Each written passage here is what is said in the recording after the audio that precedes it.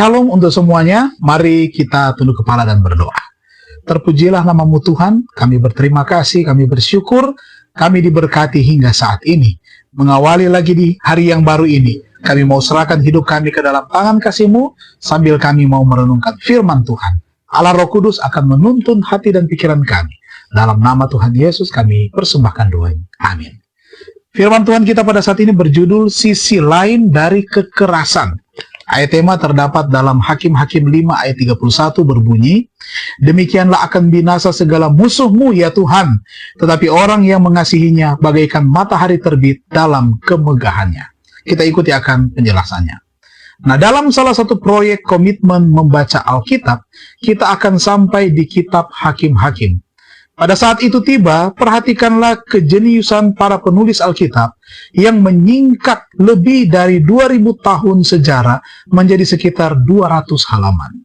Kita sampai pada Hakim-Hakim 4 dan menemukan gambaran yang jelas tentang peristiwa penyerangan yang dipimpin oleh Deborah, Nabiah, dan Hakim Israel. Sekali pasukan musuh berhasil dikalahkan, cerita berakhir seperti berita pukul 6. Sisera, jenderal yang melarikan diri, menerima keramah tamahan Yael yang memberinya susu untuk diminum. Kemudian saat dia tidur, Yael memukulkan patok ke kepalanya, maka matilah orang itu. Hakim-Hakim 4 ayat 21. Lalu kita beralih ke Hakim-Hakim 5. Apa yang terjadi dengan tempo cerita buku tersebut? Nah, Deborah telah membuat lagu tentang pertempuran tersebut, dan itu dimasukkan ke dalam catatan Alkitab. Kisah yang sama terulang kembali. Mengapa? Hakim-Hakim 5 terbaca seperti nada untuk film dokumenter. Bayangkan seorang sutradara menciptakan adegan pembuka. Orang-orang bepergian dengan ketakutan karena musuh menyergap di jalan. Dalam zaman Yael, kafilah tidak ada lagi dan orang-orang yang dalam perjalanan terpaksa menempuh jalan yang berbelit-belit. Hakim-Hakim 5 ayat 6. Bagi Israel, rekapitulasi datang dalam sebuah lagu yang puncaknya musuh dikalahkan. Namun, pada akhirnya kita mendeteksi suatu fitur baru. Deborah menciptakan adegan yang belum pernah dia saksikan, namun bisa dibayangkan dengan hati seorang ibu. Di rumah, Sisera, jenderal musuh, ibunya pasti sudah menunggu untuk kedatangan putranya. Deborah bernyanyi. Dari jendela, ibu Sisera menjenguk dan berseru dari tingkap, mengapa keretanya tak kunjung datang? Mengapa kereta-keretanya belum kedengaran? Dalam ayat 28.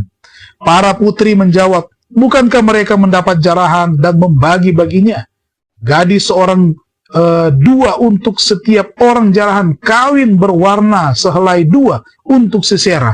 Jarahan kain sulaman aneka warna sehelai dua untuk leherku. Di dalam ayat 30. Ini bukanlah produksi amatiran. Deborah tahu karakternya.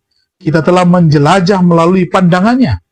Penceritaan kembali ini layak untuk mendapat jedah dalam catatan Alkitab.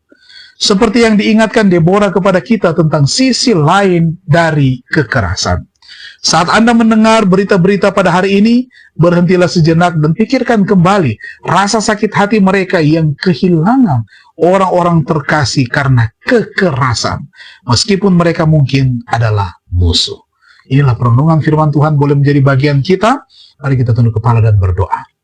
Bapa di surga, kami berterima kasih karena kami dapat belajar lagi firman Tuhan pada saat ini. Kiranya kami diberkati, kiranya kami dilindungi lagi untuk hari yang baru ini. Jauhkanlah kami dari kekerasan atau peristiwa-peristiwa yang menakutkan terjadi dalam kehidupan kami. Dan kalau kami diizinkan untuk menghadapinya, kami diberikan kekuatan, penghiburan, kemampuan, dan jalan keluar. Diberkatilah semua tugas pekerjaan yang akan dilaksanakan oleh semua umat-umat Tuhan pada sepanjang hari ini, karena kami menyerahkan hidup kami ke dalam tangan kasih-Mu, kehendak Tuhan yang jadi bukan kehendak kami. Di dalam nama Tuhan Yesus kami persembahkan doa ini. Amin. Tuhan memberkati kita semua.